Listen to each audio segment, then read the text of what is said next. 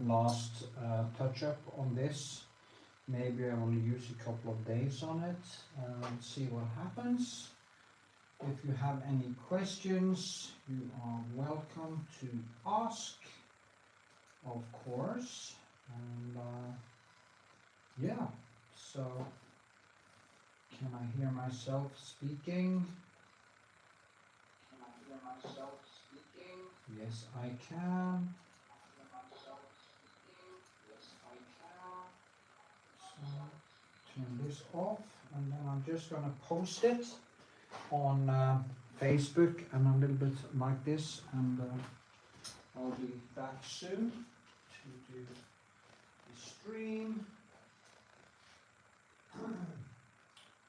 Shall we see?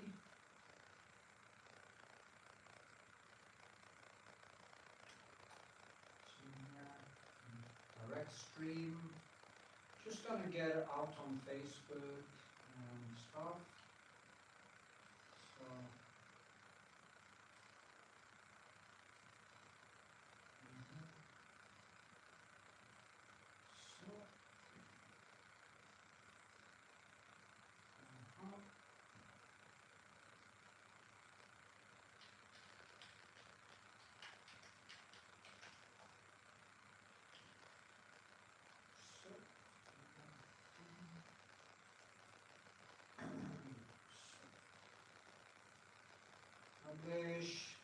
The thing with Facebook now is that you have to, I used to be able to post everything at once, and then they took away that thing. No idea why, so now I have to kind of jump around and post on every page I have. And it's quite annoying, but that is how it is.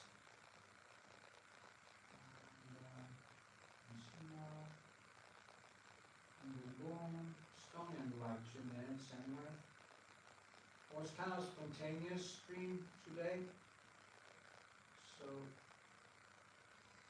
I just wanna do some detail work.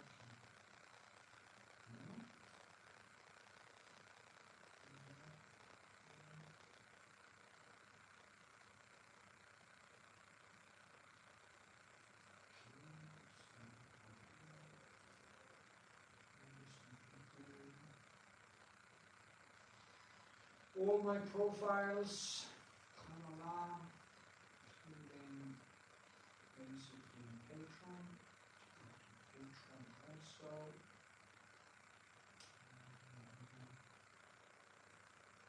Posted here. PATRON, if you want to be my patron, you will find a link in the description. So yeah. So strange, you know, people post, people like become free members. I have no idea what's the point with that.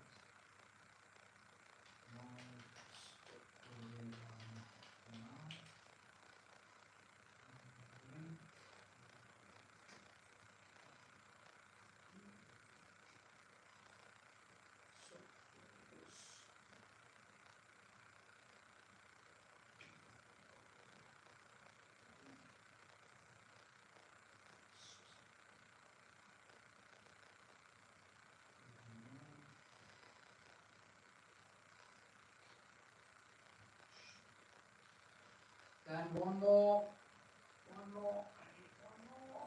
just one more Facebook. I have too many Facebooks, I guess. So now, this is how.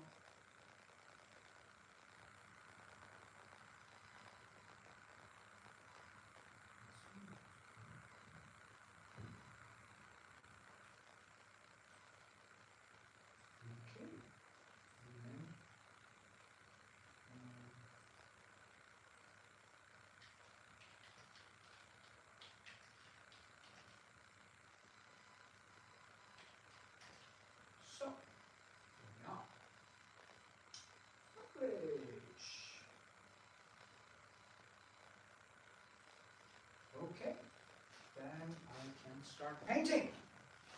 That's good.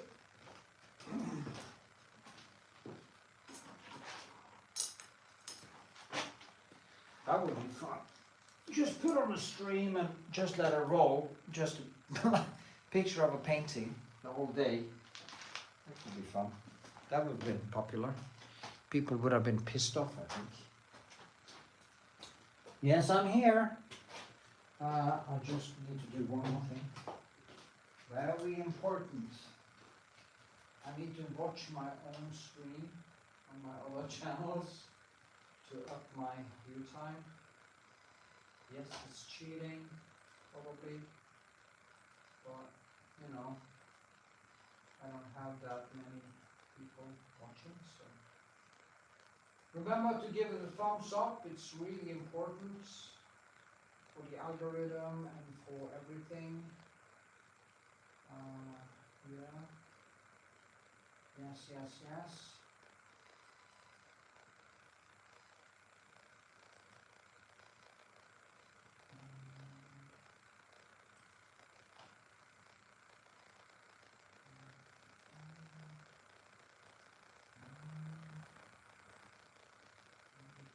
Commercials and everything.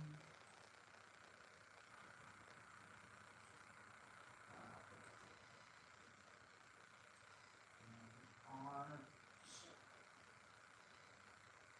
Yeah. Yeah. That is good.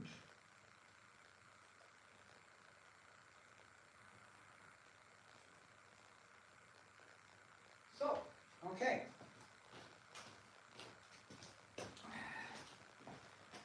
Give it a thumbs up, please. It's very important for the algorithm. Super important. And here I am. Gonna paint on this very slowly. Very slowly. Maybe I should go a little bit closer so you can actually see more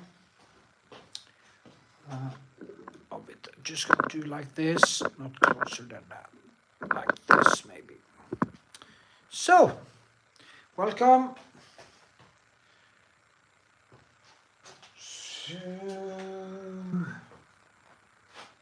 the stream. And of course, Amalie, if you're there, please give it a thumbs up. That would be great. Right.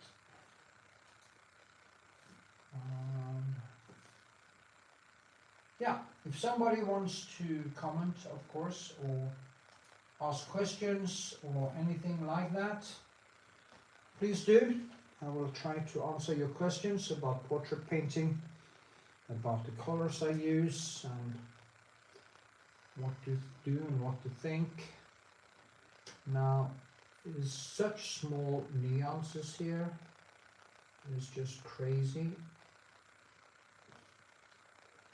And I wish I was actually a little bit more. This is actually too high, I see now. Or maybe it isn't. That's the danger. It's too bright, so I have to kind of micro glaze a little bit to turn this down. Because this spot here can't be as wide as this or bright as this. And that's the whole point. I need to. That is why I call this the last touch-up with neons and details and shadows and stuff. Because I haven't gone over this with a glaze, but what I do, I just kind of glaze over the colors like this. And that is, I kind of keep the shine underneath and scrape it a little bit away, so I keep the shine underneath, but I kind of remove the fact that it's just basically a little bit too much light. See, so we get this more shimmering feel to it, and I glaze with, of course, my blue French ultramarine and ultramarine. That is actually my favorite glaze. As I say, you can ask me questions and I will answer to my best ability. I have my computer here. I can't really do it with my phone because I'm streaming from my phone. So if you like to ask questions, hello, good evening, my lovely Amalie. She has a YouTube channel and she's becoming a very good painter, so please check her out. I'll also remember to put a link to her YouTube channel in the description when I put this out on my channel, so you can find it there. I think she's gonna become, like, I'm 57, she's only 32, so I think she's gonna become way better than me. And she has this hyper focus. Anyway, yeah. So here too is like the problem is it was supposed to be this size, and of course I made it this size. So I made it actually this size bigger. And of course, what suffers then is probably the height, because I don't want to, well, everything kind of suffers a little bit because it comes out of you kind of have to make it kind of get it to function down here, and didn't get this in. It should have been higher here if it was the right size. So it kind of annoys me. It's also commission work, so it kind of pisses me off actually when I don't get it 100% right. I can't really get it 100% right because I'm not good enough. I'm not Philip Weber artist, who seemingly can do miracles. If you check out his, I think I want to make a sit-down video about his painting style, because I think people who don't know painting, people who say, oh, why do you paint like that? It's like a photo. Why don't you just take a photograph? They say. There are some people say that about this too, you know, and it's not that photographic actually. It's more painted. And the reason they say this is that they have no idea. Almost said the F word here. Should be a little bit careful with the language, because on YouTube you get asked if you have some foul language in your video, so we should be a little bit careful with the F-bombs. They do not understand the extreme skill that goes into creating the kind of extreme photorealism like that Philip Weber artists do. And despite, I'm not that kind of a painter. I want more paintedness, I want thicker colors, because I love brushwork.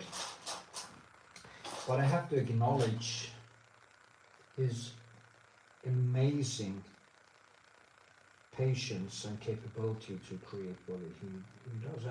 And if I magically could get his skills overnight, it would be great, but you can't, because you have to work. Even getting to this level, which I am, you have to use quite a lot of time to get there. And since I'm also not classically trained from school, some art school, I basically have to figure out all the things myself. There's, what I'm doing now is just trying to locate things that would enhance the shape it started with here, because I felt I was finished with it, but then I started to see, it's flat here, and it's kind of, so I just want to keep banging on a little bit more. You see, I can also even out the shadows between the hair and here. So stuff like that, just kind of go. What's so amazing about Vermeer is his transitions from one object to the other, how things just seemingly disappear. And what I'm going to work, that's what I call it details and shadows, because if I can kind of reach a point where these two things more glide into one another, even it out with glazing, and without I can't put on I put on some thicker colors here today because I want to kind of pop out a little bit more, and I will do some details around here, enhance things and even things out, and just small things that can give it a punch in a way. Also, I can see that her eye needs a work out. I need to get the thing. And I have some pencils. I need a pencil set, which I only bring out when I'm basically finished, and I'm just gonna add the last touch up like this.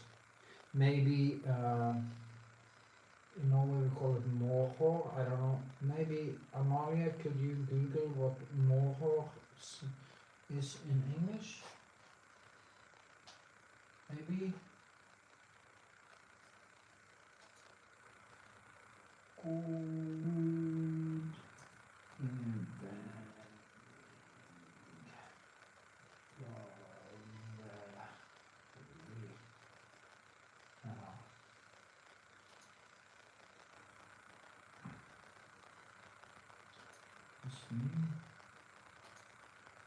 Oh, there it is.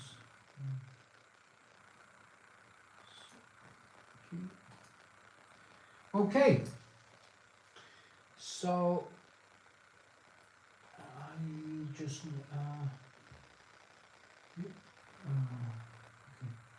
if you're there, Amalie, please Google morhår for me.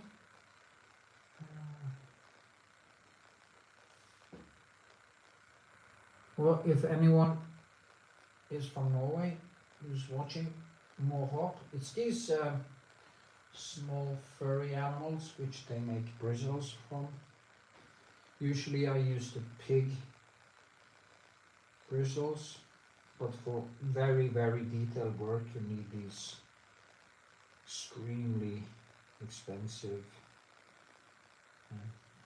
beautiful. Thing is, I think it seems like I can't get that blue. It's almost mixed in with some green. It's almost greenish.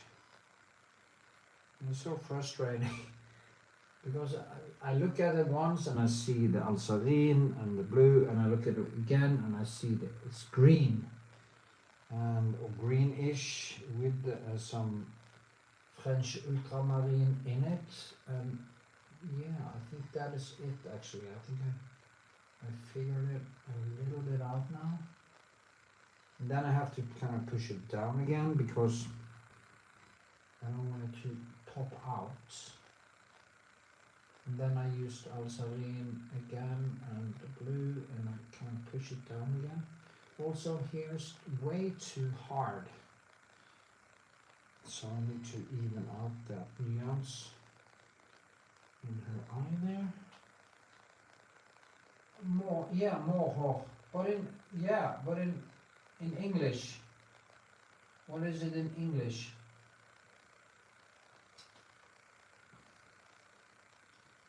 English.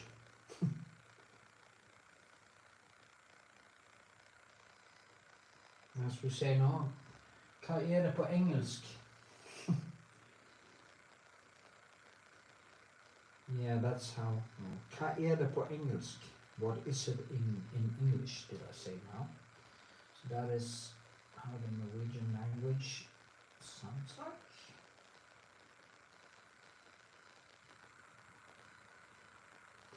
You know, people from Norway tell me, I've heard this, oh, why don't you speak Norwegian? You're Norwegian. Well, most of the people who is watching my videos aren't Norwegian. So, also, if you can't speak English today,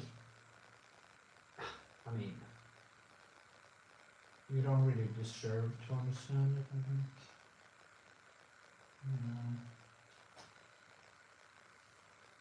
Deserve.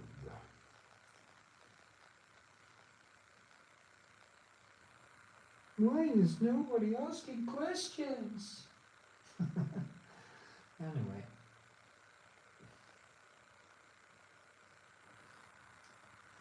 Notice that when I stream, YouTube is a little bit more kind to my channel.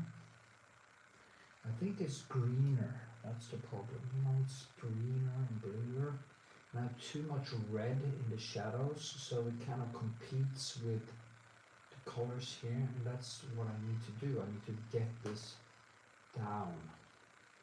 Get it down! Yeah. So just put in some pure ultramarine glaze on top of it, and voila. Then the kind of yellowish underneath here turn a little bit more greenish. So yeah, it worked actually. It's good. Also, you want to get the colors all over the place. You want them to be. You don't want one color there and one color there. Martin. Okay, called Martin. Martin, like Martin. Okay, it's called Martin here. That was what I was. Thank you, honey. Yeah, Martin here. That's the bristles I think I need for doing this.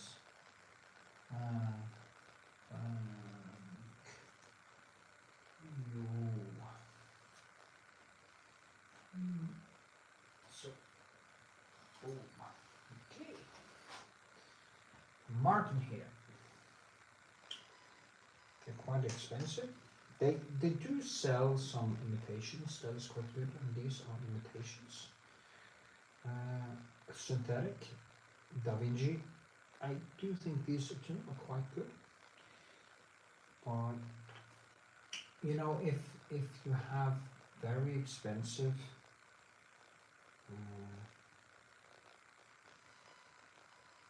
pencils, you might take better care of them. That's quite good. I'm just adding blue, and you know, up here we have this reddish shine, but it's yellow here, so the shape here is just totally wrong. We need to get more shape there. Let's see what I can do. The good thing now is that I've been painting a lot, giving it a lot of textures and stuff from before. So when I now use thinner color, I still have the texture from underneath. It gives it kind of a more paintedness. But if you, from the beginning, gave it too much texture, that would also be a problem, because then you have to kind of compete. Yeah, I've got some pressure in my heart. Maybe I'm getting a heart attack. He died when he was live streaming. Actually, I got some Oh yeah, I was hit a lot. Yeah, that was it. I was hit a lot yesterday. I need to take under. It's probably just my ribs.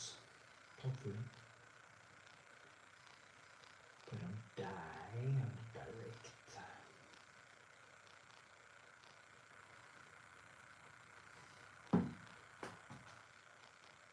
Yes. Now we were boxing like crazy yesterday, so. And yeah, there's probably some pressure on my chest here.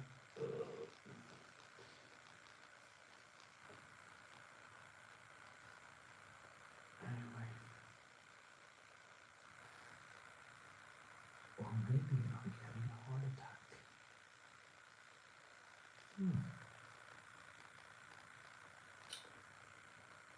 I would be embarrassing really because I'm exercising so much.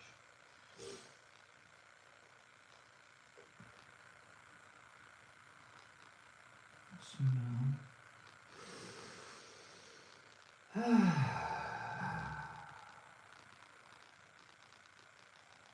Focus. I need to add in some reddish glaze up here, and I will do that with cadmium red, or maybe vermilion, because that is more bluish. So, yeah.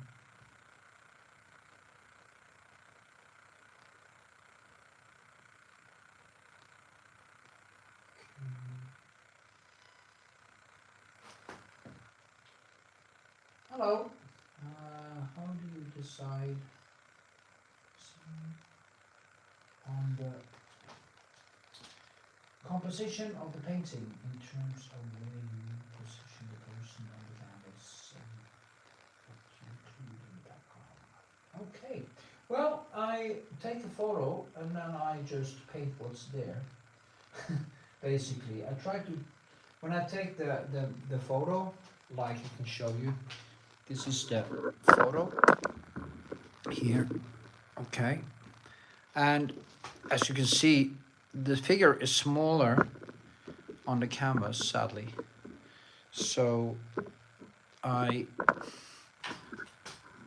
actually made it a little bit too big. You see here, you know, it's kind of this thick. I'll show you. It's like this. It's almost, if you didn't know, you probably would have problems seeing it. But I usually, when I choose how to place an object, I try to get it, when it's a portrait, I try to get it into the middle. But you can also, I mean, if you have a longer canvas, you can also take them a little bit to one side, but then you need something on the side that kind of adds up the weight.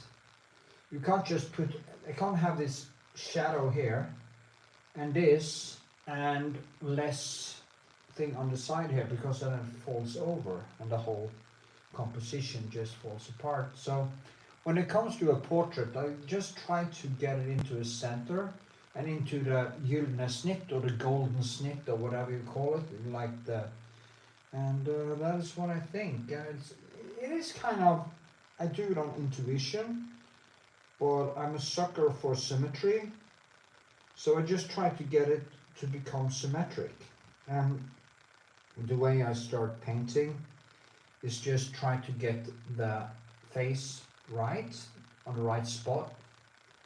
Usually I don't use any tracing, I don't use anything to help me put it in there, I just use my eyes. So usually I do small mistakes on them, but when the mistakes aren't so big that it kind of destroys the whole composition, like in this one, it's like I have the main subject, but I've pulled her a little bit out, so it's a little bit less room around her. I would have preferred to make it perfect, but for some reason, maybe I started up too quick, I didn't.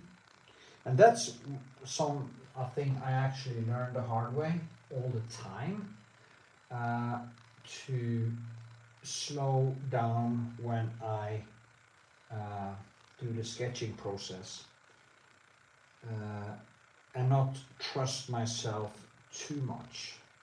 So start with the main object, just measure approximately, and then like I have this hanging beside her. It's really weird that I have kind of missed the fact that I made it a little bit too, like, okay, there. Okay, I could hang this a little bit higher, so maybe it became a little bit less. It is basically a centimeter or 1.5 centimeter altogether bigger than this one. So I probably didn't, I don't know, it's a long time since I started on this painting, so, but if I had hung this on here, I would have just done like this and like this, and I would just kind of drag over and mark, boom, and then mark, boom, and I would get it more right. And then you have to force yourself to keep it within that frame in your head. It's like the story I always tell, you know, when I was in art school, we did a bust, a sculpture, and there was that girl that had this clay figure, or it was supposed to be a face, and just became bigger and bigger and bigger and bigger. And I also did the same mistakes in my earlier paintings, where I tried to paint a face and I couldn't get it right, and I just kept adding size. What you need to do is just decide where it's going to be and keep it within that frame, and of course measure so you get everything the right spot. So that is basically the answer to John Blacksby's question. The background, I basically choose from what's in the background. Sometimes I add things and just make a composition more interesting, or I just try to think more like a movie scene or portrait scene or something like that. And you can of course evolve this as your own preferences and throw in whatever you like in the background. You know, the Rembrandt self-portrait with these circles in the background, there has been the discussions of what he meant with them now for 2 centuries, or is it almost 3? And they were probably just there. Maybe it didn't even mean anything. Just, oh, that's cool. I take them, I paint them in, and then he kind of fell in love with them and felt like it gave the composition something. It doesn't really necessarily have so much symbolic value, like when I throw in a palette or an object or a toy, you know what I mean. Made some, I will do more of them, you know, you throw in some kind of toy animal or apple or anything the girl holds, and wow, that means blah blah blah. No, to me it was just, you know, I needed an object there. But I also know that people interpret everything, so just a simple object can create stories in people's minds, and that's fun, you know, that's good. And everybody experiences the paintings differently anyway, so yeah, take your heart out, just have fun, make them guess. Amalie, do you have advice on how to take care of your thin bristle brushes so they keep the pointy shape? Yeah, there is something you can do. You wash them with the green soap, which I use, with a natural soap. You can also use turp, of course. But what you can do is actually, after you have washed them, you take this soap and you just kind of pull them like this. What can also work is that if they are just totally no soap in them, you do like this, take them in your mouth, and the saliva will actually bind them together. That's also a way to do it. You can use a soap, or you can do like this, and just do this. And of course, when you wash them, don't do like this, because if they start, I've destroyed so many. And if you forget to wash them, they're usually gone after one evening of use, because when you can't really, unless it's very crude and big pencils that you can just burn to the ground, like when I'm painting bigger surfaces.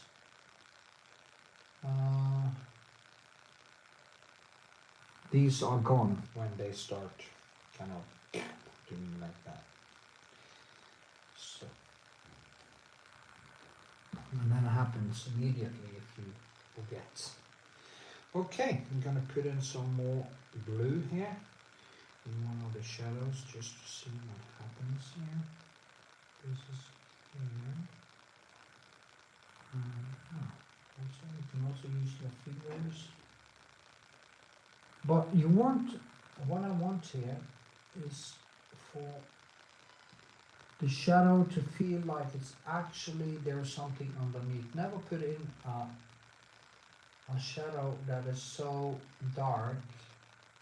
Of course, if it is totally dark, it is dark. It's nothing to do with that. But try always to, even in the background, like in the shadow here, or whatever, you make it seem like there's something underneath the shadow. That is very important in my view.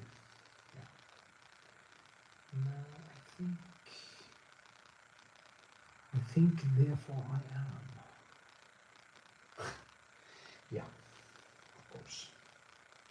Of course we do. Of course.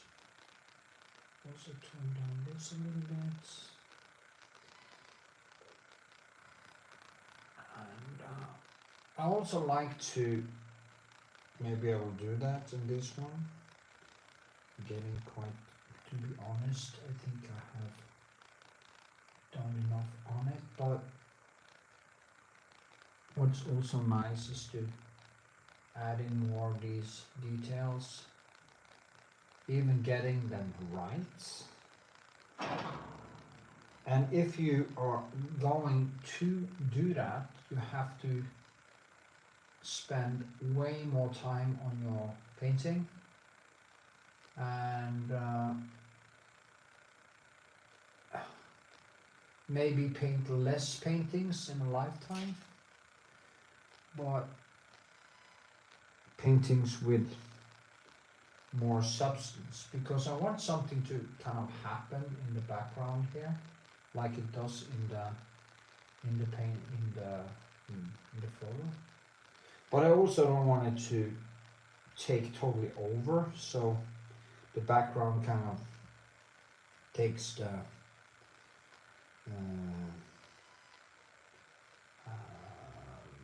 takes all the attention. And I saw something in Philip Weber's paintings actually, because my darling Amalie gave me a nice book for my birthday, and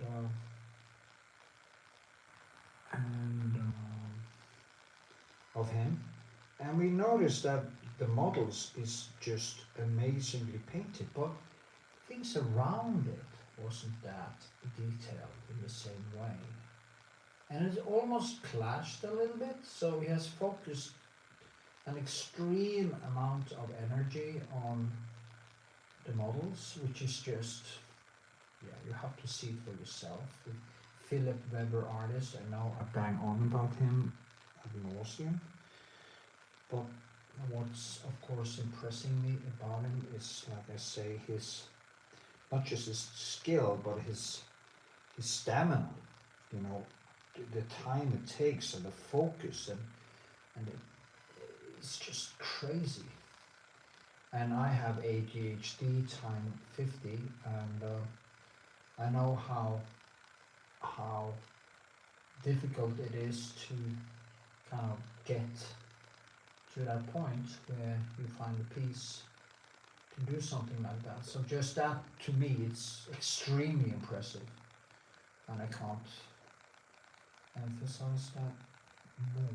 I think this became a little bit crazy, but you know, maybe I should stick with this to get all the. There are some very small shines in there, and I will try to get that in.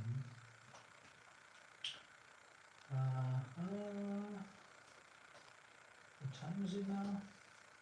Yeah, I've been doing this for 40 minutes now. For 40 minutes. So, if anyone have a question, please ask, and remember the thumbs up button. It's extremely important for the algorithm. And if you like my channel and want to support me, you can always buy me a coffee, or I'll do a super chat or something. That would be nice to get my... it's not my first, it's my third actually. No, it's, yeah, something. Anyway, just watching my videos is also great support, because I have problems getting into the algorithm. So it's so tragic. In 8th of January 2008, my first channel was hacked, and I had videos there that were seen hundreds of thousands of times, and I lost everything. And it's so sad. Oh shit, that was totally wrong call. Okay, I need some. I also started to use ivory black. I haven't used ivory black since I went to art school, and I figured out that it was actually quite a nice neutral color to use to dampen down colors. And as I said before, I don't really believe in skin tone. I have the different, if you can see, yeah, I have the different yellow. I have yellow lemon, I have cadmium yellow darker or dunker. Then I have cadmium orange, I have vermilion, I have cadmium red. No, that is actually cadmium red, it's a vermilion. Then I have the alzarine, and I have burnt umber or raw umber. Van Dyke brown, and I have raw umber and burnt umber and raw umber, and I have Prussian blue, cobalt blue, and French ultramarine. And this one is very important. It's the Naples yellow something, which I can never seem to remember for some reason. I have said it a billion times. But it's called Naples Yellow Extra, and it is the most important I have to skin tone, because if you mix it with any red or blue, mix it with blue, you turn it green. You mix it with some alzarine, it turns into a more reddish color. You mix this with alzarine, and you can just keep on banging on and create skin tone with it. There are no such thing, and that is very important. There is no such thing as flesh tint. So if anyone in any store tries to sell you skin tone, don't buy it. It's like buying a color called sea blue, or like sea green, or sky blue, or tree green. There are actually colors that have names like this, and don't buy it. Just get yourself a piano that works. I have the yellows. Why do I have orange? I could just mix, of course I could mix red and yellow and get the orange, yes, but it makes it easier so I don't have to kind of mix so much. And kind of 3 yellows and 3 reds and 3 blue, 2 blacks and the earthy colors and some kind of broken whites. It's this one is also very important actually. I'm going to show you what I use. I have no idea how to do this, give away all my information, but that's why I'm here. It's called Brilliant Yellow Rodish. Brilliant Yellow Rodish. And the other one, which I find to be very important, is, now I give you my whole palette actually. It's called Brilliant Deep Light or Brilliant Yellow. These are the broken color. I have one more from Winsor Newton. I can't actually find it in like blue black. I can't find blue black in Old Holland. This is called Naples Gaboo something. You can see it, Naples. Yeah, it's quite yellow and white yellow. So these are basically the colors I use. That is my piano. And of course I have the Titan white from Old Holland, which I prefer. The Titan white, that's what I prefer.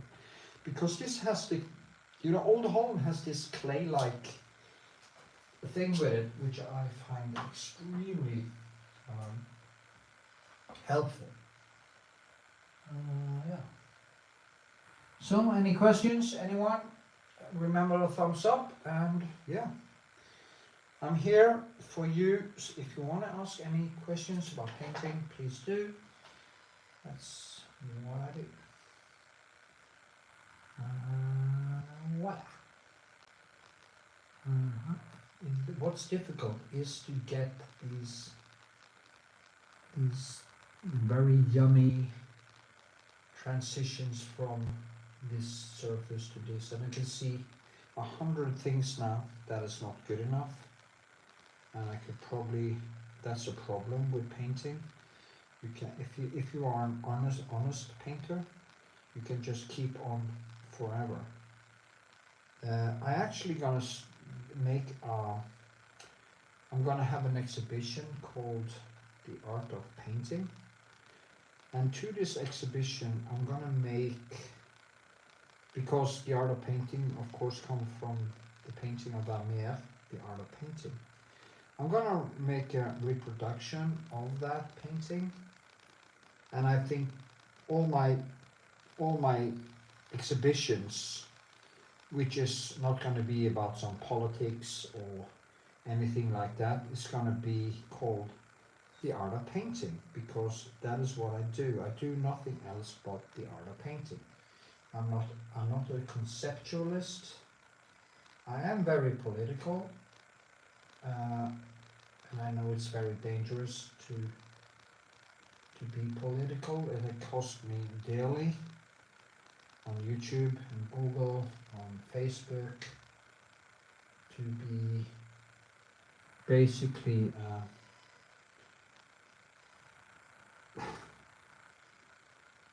yeah, I'm an atheist. I'm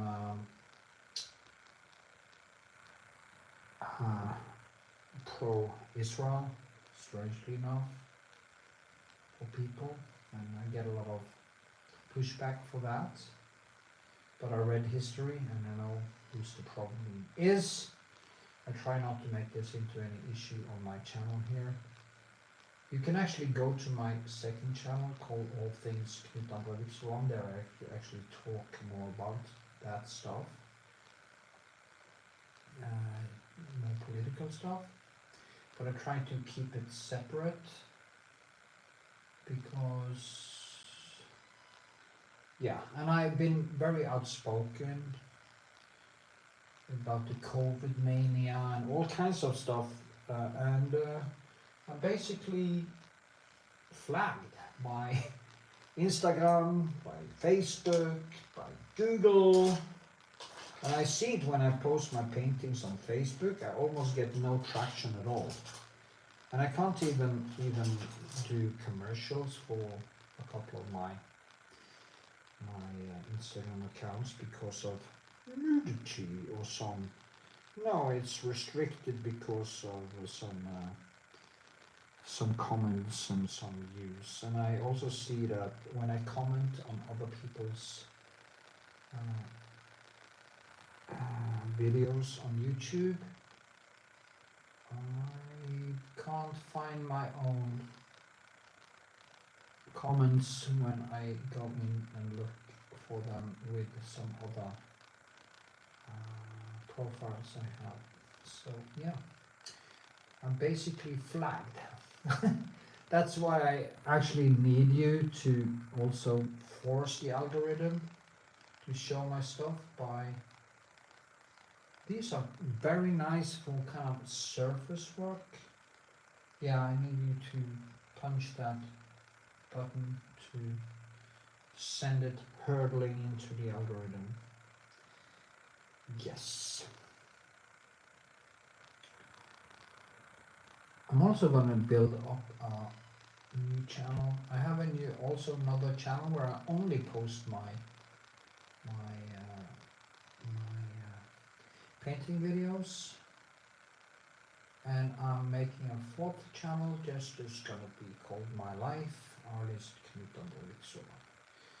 Because it's also like a diary. Everyone should kind of.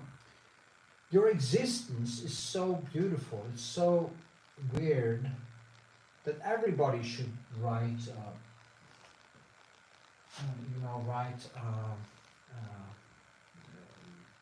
Biography or something. Have you been tempted to paint something political? I have actually. I'm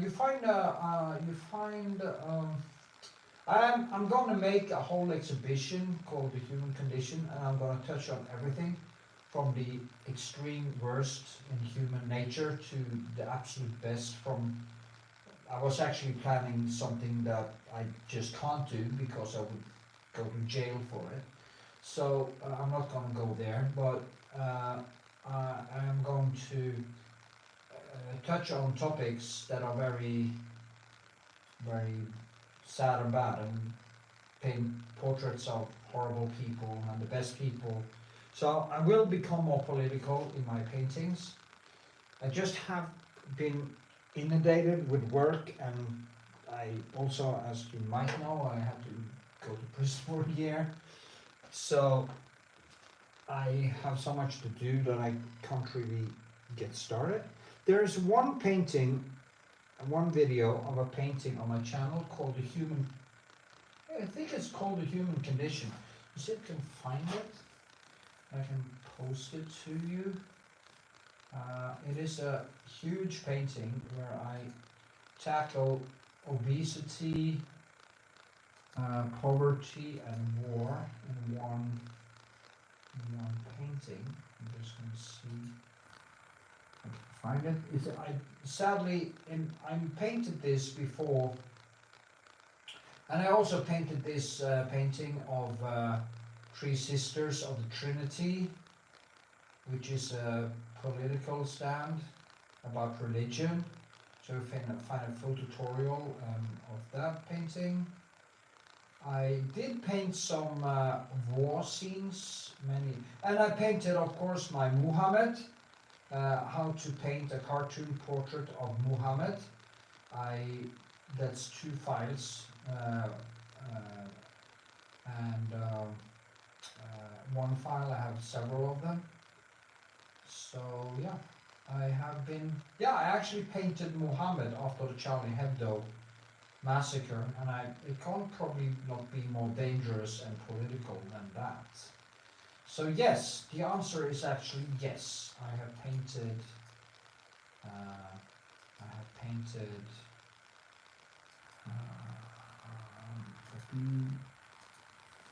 been political. Here it is. also post the Muhammad to it, so you can see the Muhammad painting. Because I'm an atheist and I see the attacks on free speech as just the worst I can think of. There's also the Sisters of the Trinity. I'm very against religion because, as they say, religious thinking leads to irrational behavior, or irrational thinking leads to irrational behavior. So, but I don't dislike religious people as long as they don't, of course, want to kill me or something like that. This is a short version of my Muhammad. So I'm just going to post this too, and you can see, look at it if you like.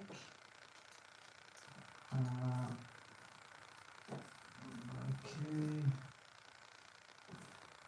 So here it is.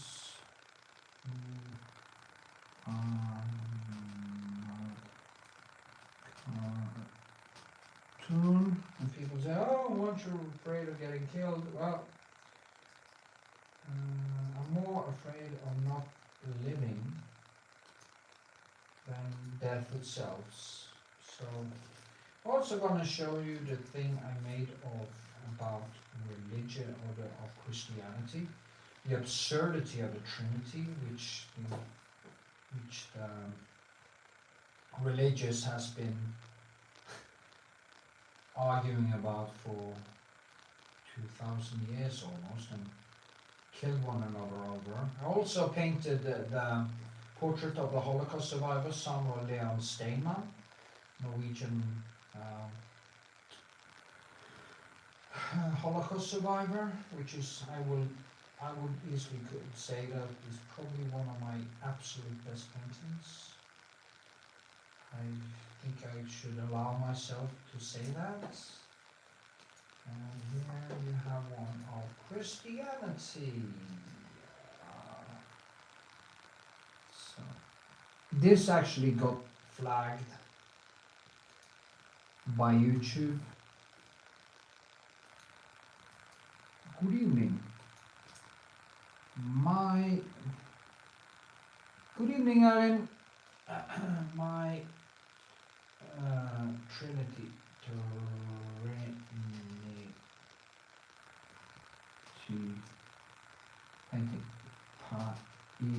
painting. Yeah. So here it is, like this. Yeah, the question was, have I been political? And I had to think, yes, I've been very political actually. I painted Muhammad. There's actually two files that are 11 hours each, and there's one video which is I cut down to 11 hours.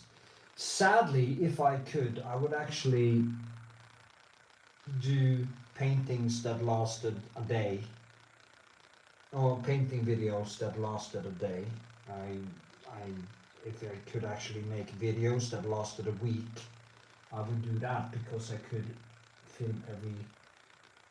If I could, I would like to make videos of the whole process, every single step, and it would be basically a month-long video. That could be fun.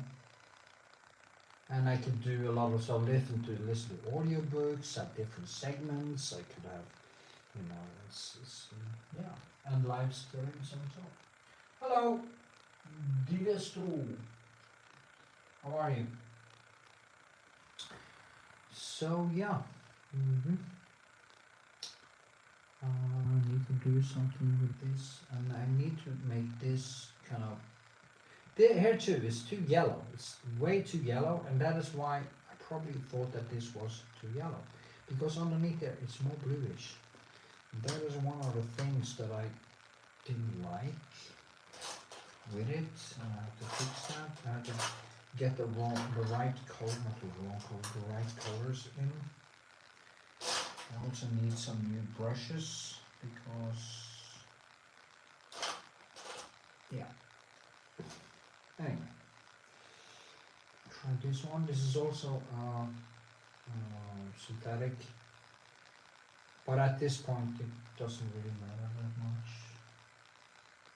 Yeah. No, basically flagged by anyone. So it's everyone. Google, Instagram, Facebook, and I have real problems because I can see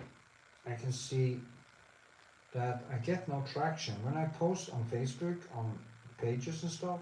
Nobody sees it. Almost nobody sees it.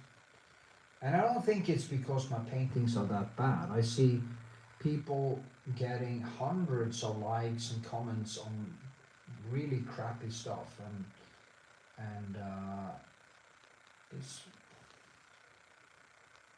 it can't.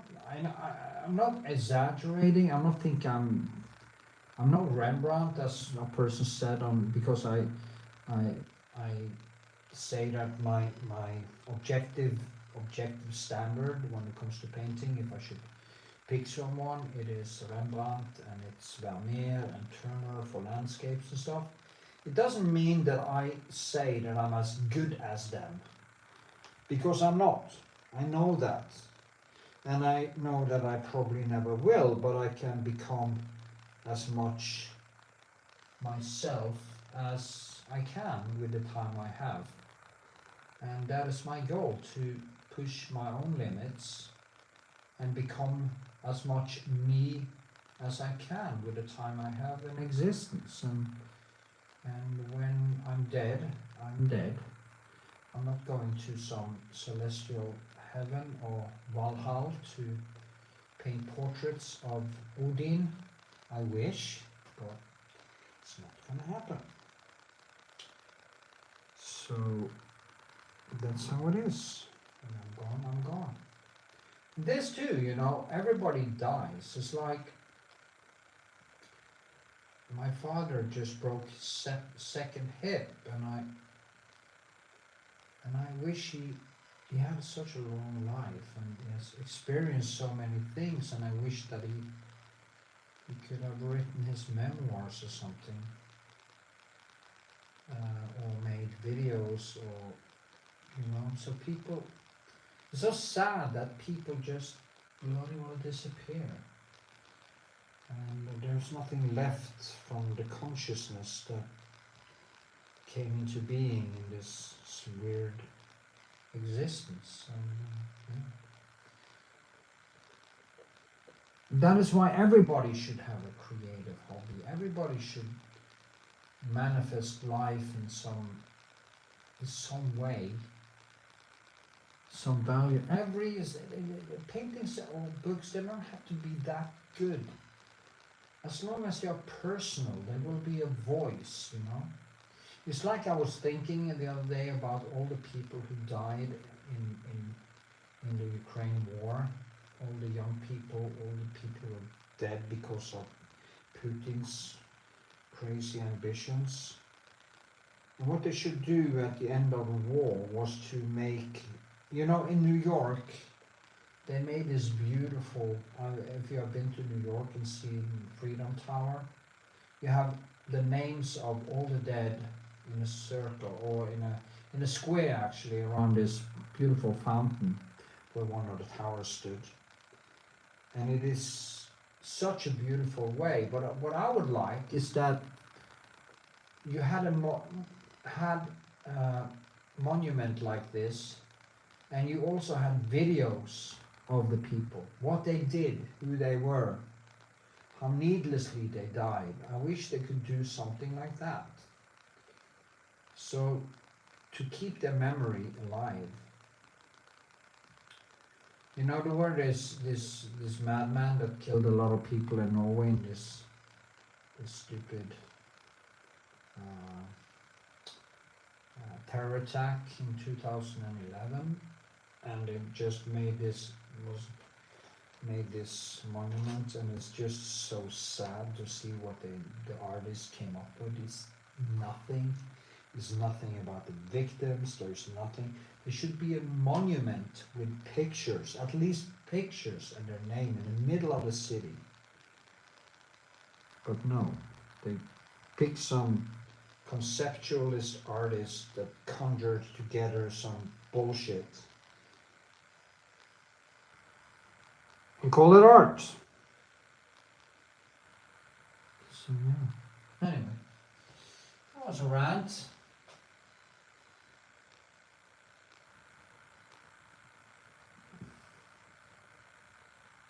Consciousness, appreciate consciousness.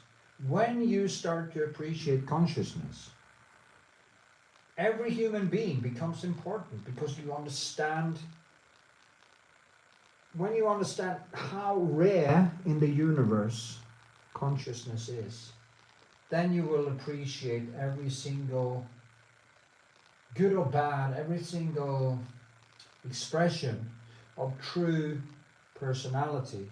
It doesn't have to be the best drawing, but you will recognize honesty.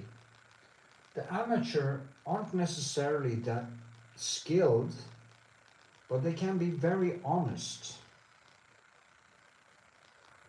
And I think that is more important than skill itself. Skill is very important. The more skilled you are, the more potential for expression you have. The better you are at language, the more you can express your thoughts, and the more you can, it's like Christopher Hitchens did say, if you can speak, you can write. Okay? I am a dyslexic and stuff, but that shouldn't stop me, because writing or thinking is not about grammar.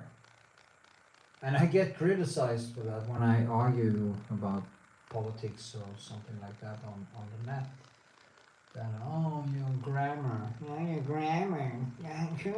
Where did you learn to write? And I said, do you understand what I'm saying? Yeah. Well, this is not a grammar competition. It's just opinions. Of course, if you also can grammar, of course it will be better. But I'm a Norwegian dyslexic. I have problems enough learning to write Norwegian. And we had 2 Norwegian language we had to learn to write 2. It's good we didn't also have to learn Sami. Wouldn't that? You know, that would have been great.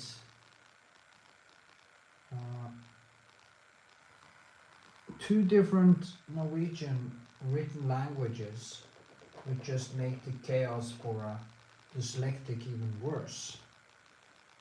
It is not what kind of language you speak that is important, it is what you say that is important. Okay? So remember that. It doesn't matter.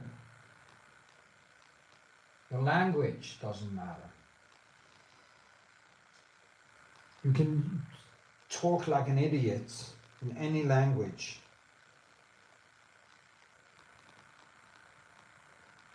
So nationalists are very into that stuff. Oh no, we have to keep Norwegian language alive and blah blah blah. No, screw that. Just learn to think.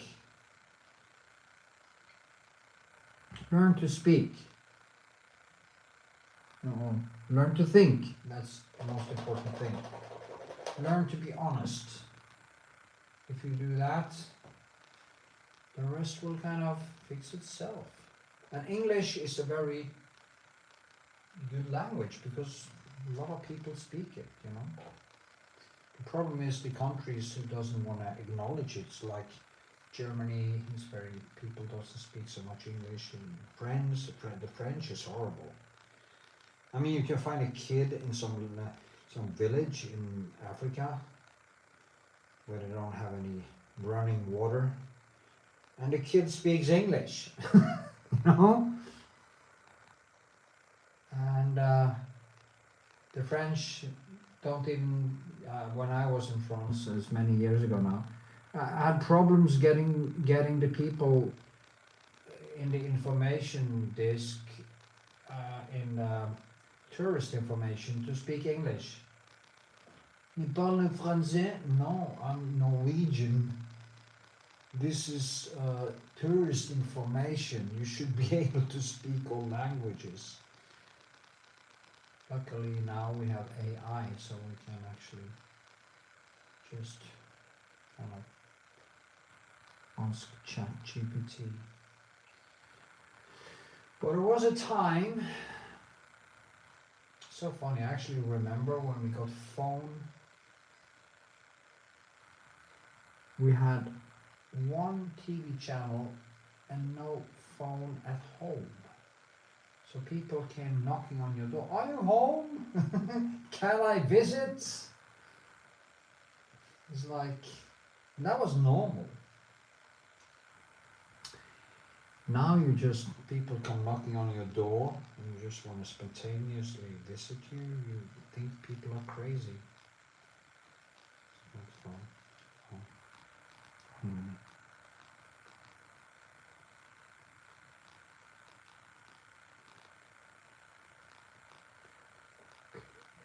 How much time have we? 70 minutes. 70 minutes. So, any more questions? Please give me a trigger. I need a trigger. And I need a coffee. Trigger me. Yeah.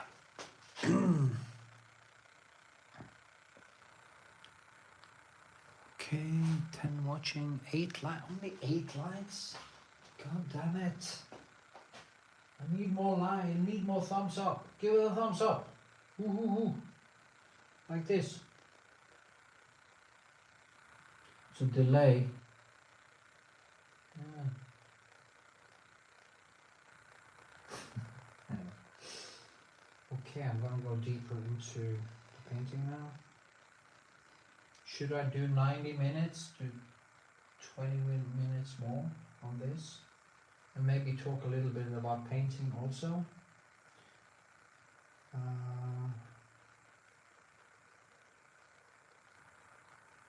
Talk about the same things every time. Yes, I know. Think that if every time you have been saying something, you shouldn't say it again. We would very fast become silent.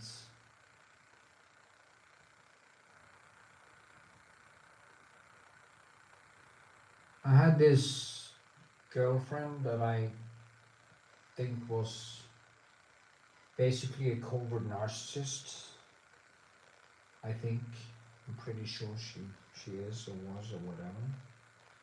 And in the beginning she was so impressed over my intelligence and she was so, oh, you're so smart. How can I compete with your intelligence? And after a while I was like, oh, you said that before. That is such a, that is such a negative thing. If somebody have some enthusiasm about something and you put them down with saying, oh, you talked about this before. Now, think about being like that, that you say something like that. And it's, of course, it's covered up as a joke, but it's not a joke. These people aren't joking and not necessarily know exactly what they say, but I kind of know.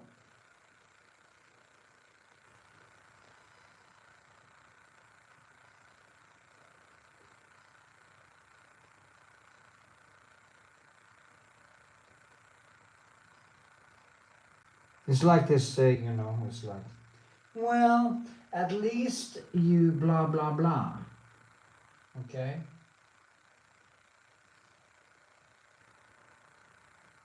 At least once she said, at least you have a nice cock. That's a compliment.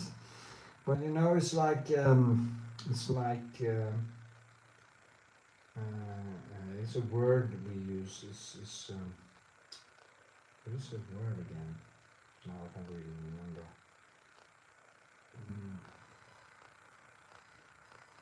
Da. It's called da. It's a da. It's like you say something and you add da. It's like you add this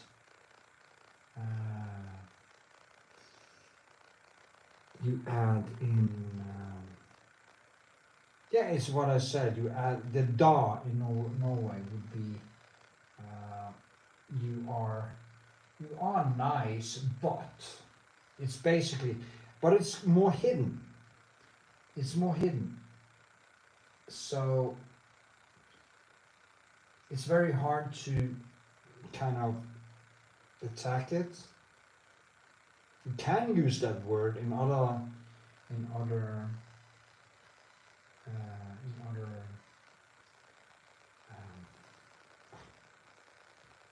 you see my English is thrown out the window.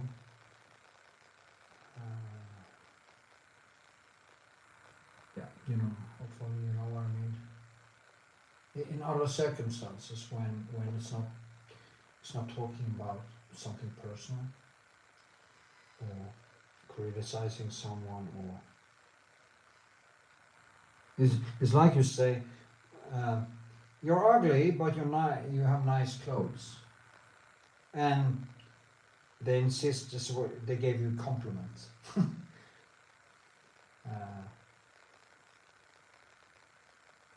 You're ugly, but you have a nice personality. The narcissists are like that. They're horrible. If you give people a compliment, just give them the compliment. Don't give them a compliment with a bag of something else at the same time.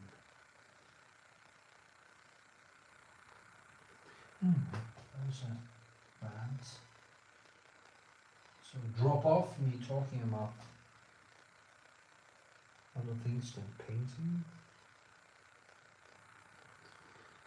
Okay, let's talk about painting.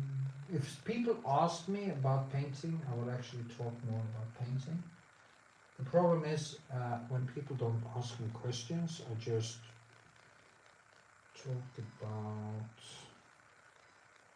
things that fall into my head. And would like to, there's some spots, probably from pimples or something. She's quite a young girl actually. I think she was 14 or something like that. 15. So it was actually, this painting was actually a gift to her confirmation. It's been in my studio. She's probably almost 20 years old now, or at least 18 or something like that. So it's so embarrassing not actually finishing things. Yeah, 78 minutes. Okay, I do another 12 and then I close it down. So if you have any questions, please ask questions. Now I'm gonna try to, there are so many things in here, all the small hairs, just small hairs, small things that actually make the whole thing natural. It's very hard to get those things right. But I will try my best. Again.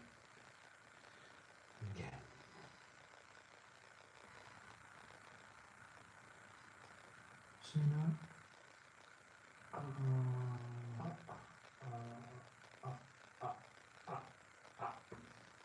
Yeah, actually, it wasn't so bad.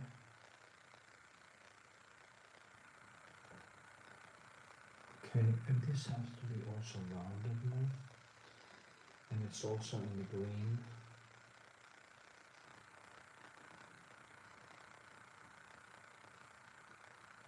Or is it? I don't know, maybe. I've actually showed you my palette in this stream. Maybe I should do shorter streams that was only to the point and plan them better. Skin tone, period. No existence, no universe, no consciousness talk, no, only short, to the point, and then done.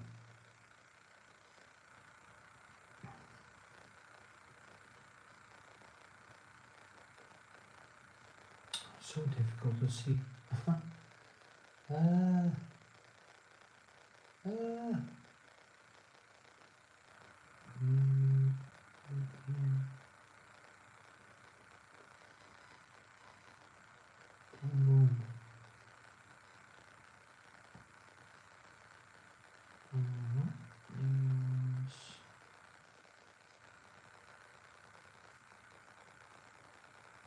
Okay.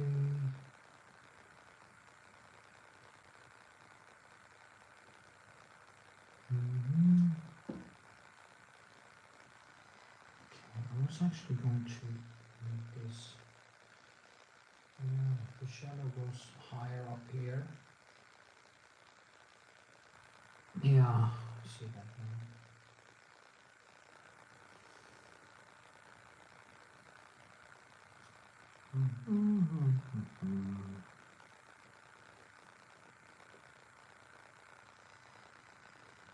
Actually, I like this silence while I'm talking, of course.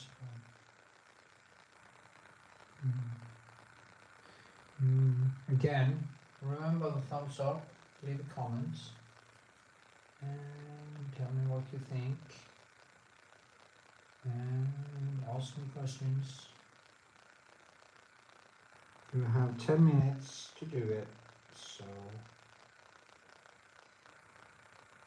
I'm looking forward to the day when I have more people watching, because then I can do this for hours, because I love engaging with people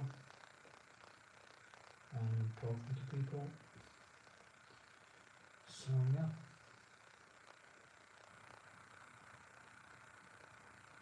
So if you want to have me as a personal teacher, you can go to my Patreon and sign up there.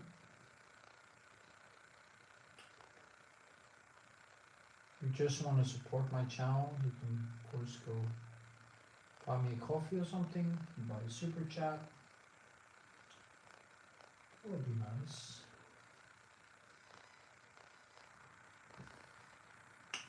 See now. It's small things like the cloth hand. It's like there's such small things that makes a difference when it comes to clothes. Just the it comes down to everything. This is kind of thicker here. It brings in a little bit more feeling of cloth.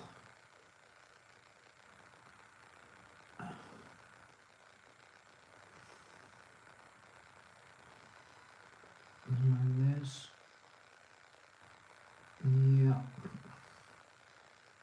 And here. This one.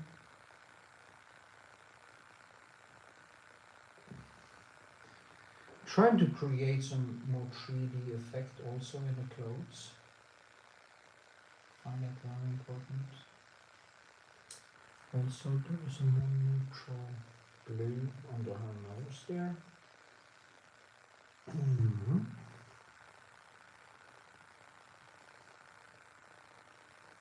So use some blue again. I have to get, when I use the medium mostly just tap it into it, but when I'm gonna add colors like this, I need to get all the, at least the whites out of out of the brush.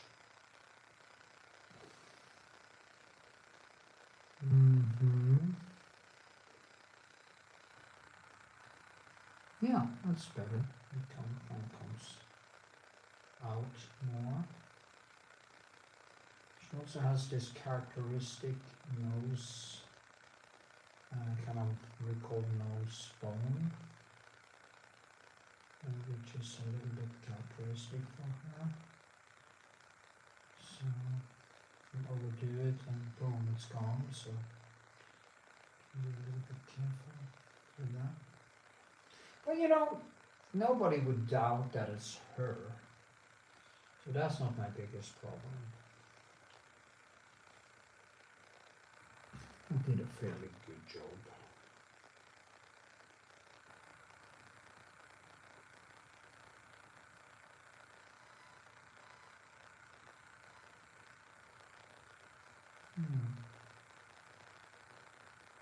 This one is longer out. Or maybe this is longer in. Which one is it? I don't know. Just hello. Hello. Hi. Just asking in painting today. It is the demand for photorealistic paintings in high demand. Yeah, more than modern art, I will think. Now, I'm not actually doing photorealism, I think. I do more classical paintedness in a way. If you look at, I'm going to show you all the textures in the end of the video or end of the stream. Just go closer because it's very thick colors, more like Rembrandt-like colors or thick colors. So if you do photorealism, you will have to do it, as I said a gazillion times in this stream. You have to look to Philip Weber, artist, and the way he works is very slow and very. There's not much paint that comes out. There's no thick brushwork and stuff. It's more using basically pencils like this. Some canvases does huge, and it's amazing. So I wouldn't call myself a photorealist because I'm not that skilled in that way. And if I were, I would still want to have. I like the paintedness. So, but if there is, I guess. My experience is that there's a high demand for good figurative art, and portraits and stuff, and yeah, people like to have originals on their wall, and most people would prefer something that is not conceptual art. So there is a market for it, but you also, it takes of course more effort than conceptual art. And if you want, there are so many conceptual artists that I think if you are a conceptual artist, you will probably never get anywhere because there are so many of them. And they are basically creating or repeating the original of Duchamp over and over and over again. When it comes to more skilled work, like demand skill, there are less of it. And people like things that are difficult and exclusive. So yeah, I think there is a. My experience, I've sold a lot of paintings, so basically all my paintings. So I've been horrible with money and the spending of time or life, so I could have done way more and sold more. I'm also a crappy businessman, so I'm not good at selling myself. That's why I need galleries to do that. And yeah, but in my experience, yeah, there are a demand for it because people want things on the wall that actually looks like could take some effort to make. I think people in general, saw some numbers about how many people in Norway that is actually interested in modern art, and I think it's like 3 or 5%. And when you go to exhibitions where there are more conceptual art, it is usually artists who go to the exhibition. So it's basically artists making art for other artists. And then you have, in Norway, you have the state that is financing a lot of the cultural things. So it is basically artists making art for other artists with oil money, oil revenue. It kind of pisses me off actually, because, and in Norway there's been a big debate about all the way from the 80s or maybe even the 70s, where the mainstream art scene has held back grants and stuff like that for people who work figurative. But then, of course, you have the good thing about doing work like this is actually it can be hung on a wall, and if you stick with it and you become fairly skillful and convincing, I think you can sell pretty well. And if you actually also don't do like me, spending money like an arse and have some FU money, you don't have to take so many commission works, and you are free to do basically your own stuff. So yeah, okay.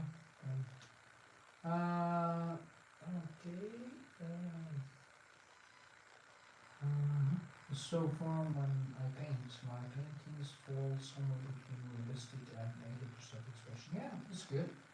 You know, I look at Rembrandt. I would like to fall in between Rembrandt and Vermeer, if I could make a choice. Keep the paintedness, but also the clarity. So that is what I would like to work with. But of course, I'm 57 years old now, and I will just try to do my best and see how far I can go and how deep I can actually go. I don't do it internally. It just comes out like that. Yeah. Do what feels right. That's the most important. You don't have to compete with anyone. You do what you want. Life is too short to sit there. Yeah, am I doing the right thing? Is this politically correct? Is this what will bring me into the art scene? No. Just if you do that, you're gonna lose yourself. And even if you get famous and you get a lot of money, you won't feel satisfied anyway. You know, I earned a hell of a lot of money for a while, and I started spending like crazy. Probably because I still had some kind of issues that I needed to buy shit to feel valuable or something. There's probably deep psychology from my childhood, and I was a little bit bullied and pushed out, so I have some issues. And when I started earning a lot of money, I kind of started acting like you know, Mike Tyson. I didn't have his money, of course, but I made a lot of stupid choices. And the best thing you can do as an artist is to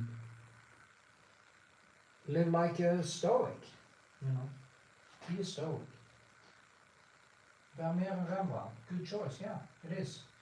They and add in Turner when it comes to look at the textures of Turner.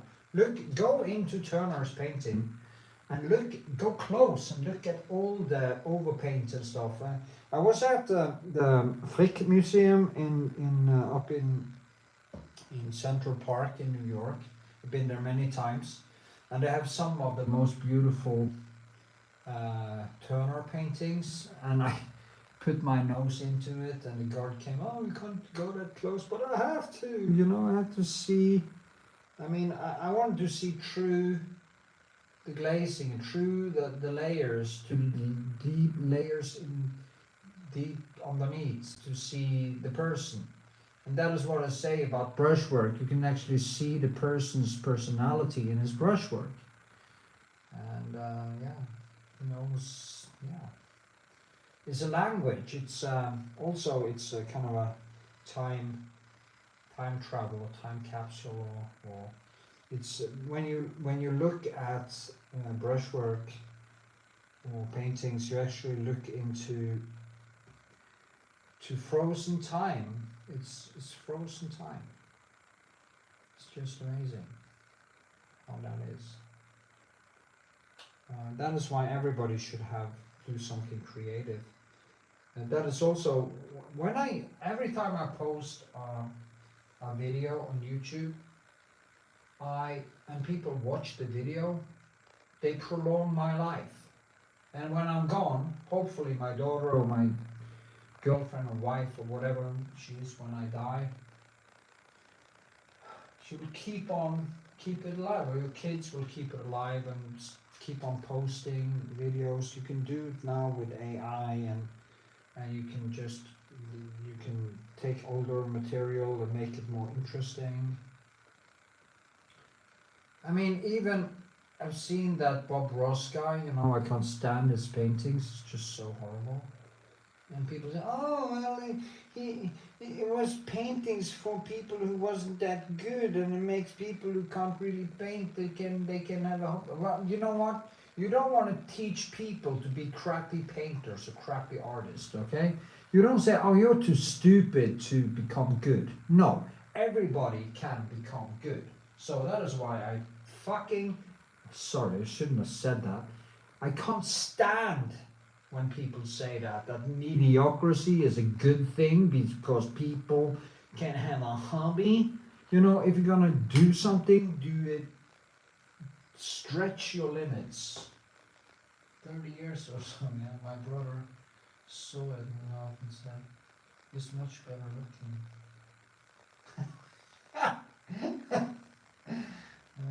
Funny.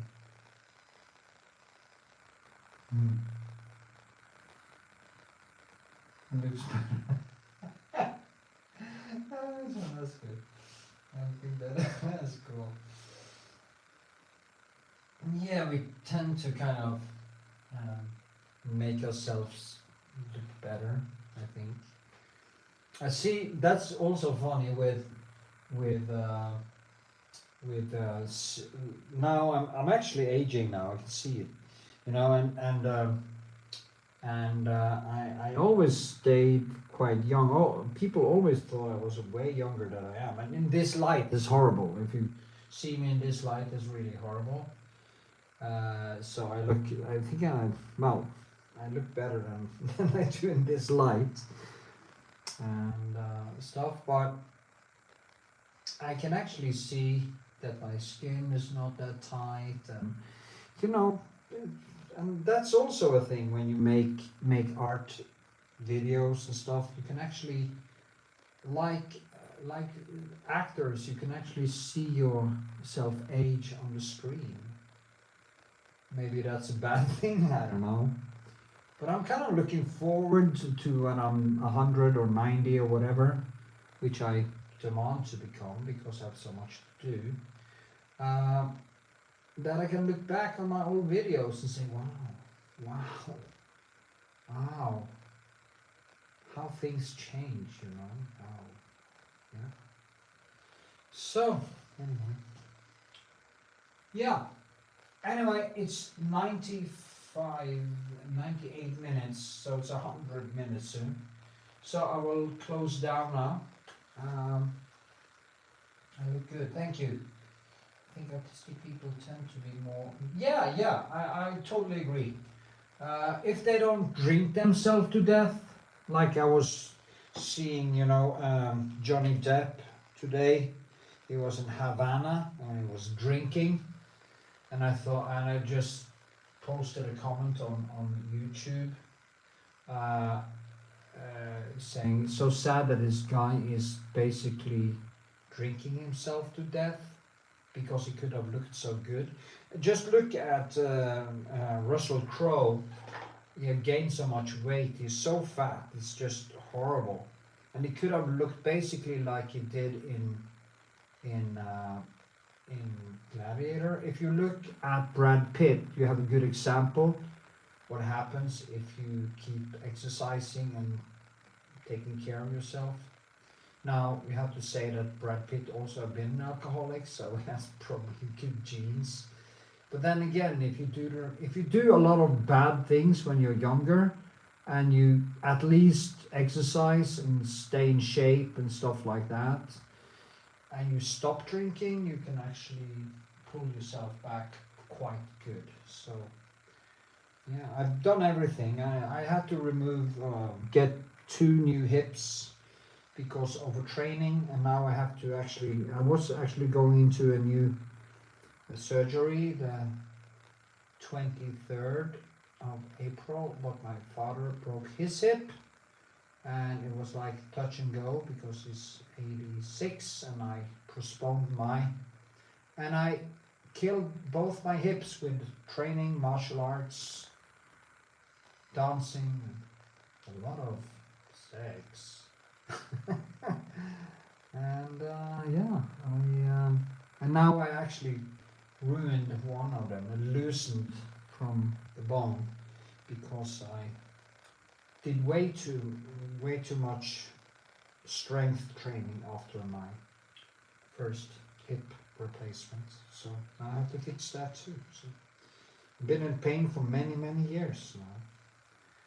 But that's life. If you overdo it, that is what happens. Use all your money and you don't have them. Overtrain and you're gonna destroy your body. Drink too much and you go to an early grave. Don't do your work, you get nothing done. It's just pure, simple math, cause and effect. Anyway, with this, I rest my case, and it was actually quite fun. Somebody came in and asked some questions. And thanks for watching.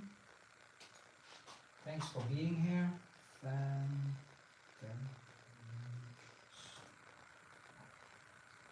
For what should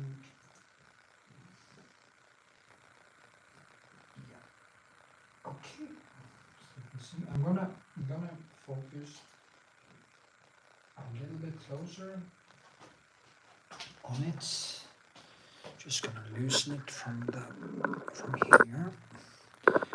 Okay, so this is how it is when you focus on it. You can see the photo there.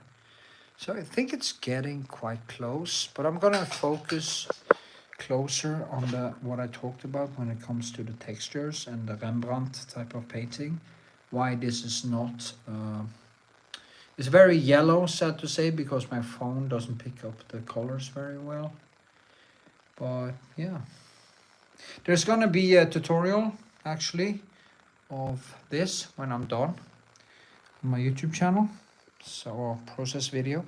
Sadly, I lost the first sketching process of it because a hard drive was destroyed, but that's how it sometimes is when you don't have a backup. So it's gonna be from finished sketch to finished painting. So with this, I hope that you enjoyed. You can see my studio, and I got myself a piano. So I've been wondering about learning to play the piano for over 30 years since I actually saw the movie Beethoven played by Gary Oldman. And I love piano music, and I'm taking classes just for fun, just to exercise my brain. And yeah, it's nice to have a hobby. So with this, I thank you for watching. If you see this after the fact, give it a thumbs up if you want me to teach you how to paint, become a patron. You find links in the description and on my channel, and you can also buy me a coffee. And with this, I see you in my next stream. Yay.